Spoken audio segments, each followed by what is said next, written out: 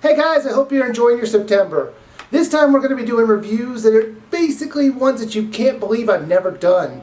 This whole month I'm going to be doing this, so I hope you guys enjoy it. So we're going to start off with Skylanders Swap Force. I know the new one's coming out in a month or so it might seem a little bit strange to do this review now. The truth is I lost the disc, and I kind of forgot about the game. I finally found the disc about 2 months ago, but it was scratched and wouldn't work. So I had two options really. I could use the footage that I already had to do a review on it, which was about an hour and a half's worth of footage, or just not do a review on it at all. Well, I decided to come up with a crazier third alternative. I rebought the starter set, so I could just finish playing the game. Luckily, it was only $30 at the time, so it wasn't too much of a hit to me, but I understand that is nuts. I think I should get like a super duper prize for buying their set twice. They're like, whoa, this guy's dedicated. Now the plot behind this one is there's a volcano that has erupted magic, I guess, and created a new set of Skylanders called Swap Force. For some reason they have the ability to dislodge their torso and legs from their body and mix and match their body parts like some weird Frankenstein's monster. It was really disturbing. Why did the creators not think this would be terrifying for kids? Look kids, we can rip these characters in half and mutate them into new ones. Now the first thing I want to talk about is the completely unnecessary need to buy a new portal. This is complete bullshit. Now as you can see, the portal is a little bit thinner than before. Here's the old one, if you want to look at thickness ratio. This is the wireless version that came with the Spyro's Adventure, so it is definitely thinner, but honestly that was never an issue for me. I would prefer it to be wireless again and be not as thin. I mean, if I had a choice, because while this is a very long cord, it doesn't beat wireless. Because wireless, this thing worked perfectly, and I wish that they would bring it back. The previous game, Skylanders Giants, didn't need to worry about buying a new one, and that's what should have happened in this game. However, you could say that the swap mechanic wouldn't read with the old portal, and that's why they needed a new portal of power for the players. At least they're not making us buy a new portal for this new game that's coming out in October, because that would just be crazy and an insult to the people who, oh, you've gotta be kidding me. Alright, let's get to the characters. Now, this one is based on these, on these Skylanders characters. Look at them, Swap Force. Why are they Swap Force? Because the bottoms and tops come off. I hope I can find that piece. Now, you can swap them like this, and it becomes a completely new character. And you just put them on the portal, and you can upgrade their abilities from their tops and their bottoms. Now, like I said, I bought this game twice. But the thing is, when I went back to grab the Skylanders for when I went to go back to play it again, I lost his bottom half. Well, wherever he went, there he is. His bottom half. So all I had was his top half and this Skylander. So I got like two of these guys somewhere around here. So there he is. Okay, there. I got two of these guys and only one and a half of these guys.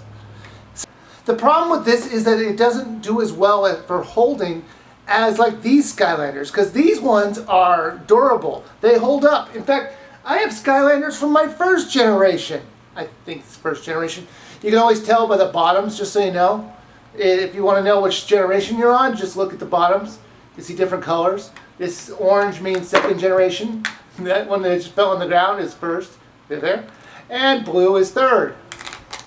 Graphically, the game looks gorgeous. It's colorful and amazing. Even the voice work was great. The game feels like the creators didn't spare any expense to make the title feel and play like a great game. Gameplay-wise, I think the level designers were more creative on this one for one reason alone. The characters can now jump. I know this sounds like some minor thing to add into a game, but the fact that this is the third game in the series and they're just now getting around to adding this mechanic is a bit nuts. Honestly, they could have just thrown that whole swapping gimmick out to the curb and called this Skylanders Jumping Force, and it would have been just as good a sequel. The still terrifying talking head could explain that the jumping fairies have been released and made it so our characters could now move their legs up in a fast motion in a move they now call jumping. So we could have a quest to save the Queen Jumping Fairy so we can get the mystical power, the double jumping pixie. It would have actually been better than this whole swapping mechanic. I say the level designs were good because of the added jumping gimmick, because they're no longer having to insult the player by making it so we always had to go the long way around a problem, instead of just jumping over a little area like in previous games. They actually had to be creative in the areas that they were making, instead of making like one long winding hallway as it kind of felt like in the previous title. It still pretty much locks you down when it comes to flying, as you can't fly over the gaps that you can jump over. Which is bonkers if you think about it. You're floating above the ground, but you can't fly over gaps? That makes no sense. However, one day maybe we're going to get that Skylanders Swap Force game, where a flying unicorn comes down from the Rainbow Leprechaun convention to bestow true flight on your characters. Man, I could just spend all day coming up with new ideas that don't involve us paying for new portals. Just like all the other games, there are some branching paths if you have the right Skylander to open the doors that are blocking the paths. There are different elements assigned to each one of the Skylanders, so you would need to put the correct one in front of the gate to open it. Sometimes you would need to use a Swap Force member, and you would have to have 2 different elements on them to open the gate. Or you would just play with 2 players and just have each one of those players with the correct element to open those doors. So I kind of like that you didn't have to have that Swap Force character. There are plenty of minigames to play throughout the levels, and while they were simple, I appreciate the variety of them. The characters themselves have their own unique moves and upgradable abilities. Some of these characters are easier to control than others, so you might find yourself using one character more prominently. However, during parts of the levels, certain elements are stronger than others. So just like always, it's a good encouragement to change your characters up to make it easier to beat the enemies in the area.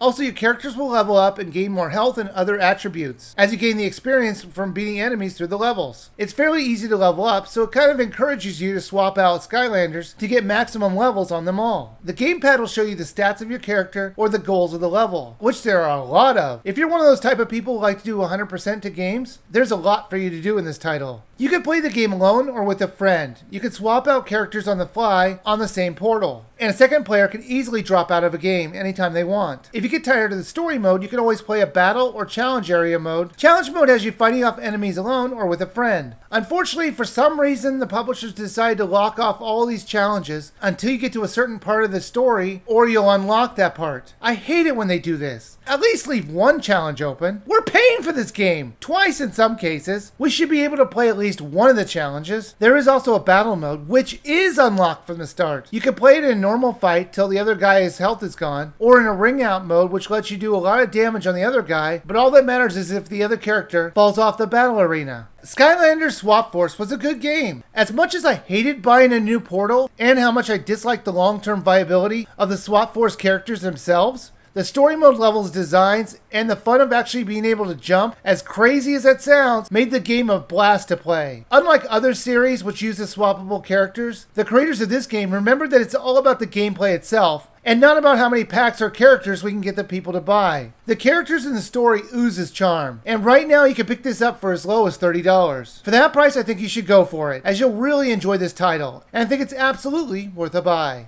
Fox, I'm gonna take you out. Well, I'm selling. I'm from Disney, and I'm more powerful than you because I got more money. Oh yeah?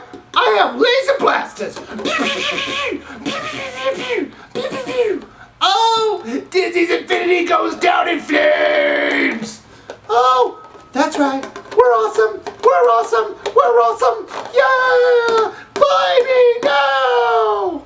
Well, that was my long overdue review of Skylanders Swap Force. Why don't you check out my previous review of Poker Dice Solitaire Future. It's just as dumb and crazy as it sounds. Or you can check out my previous review of Skylanders Giants. Like always, thanks for watching and please subscribe.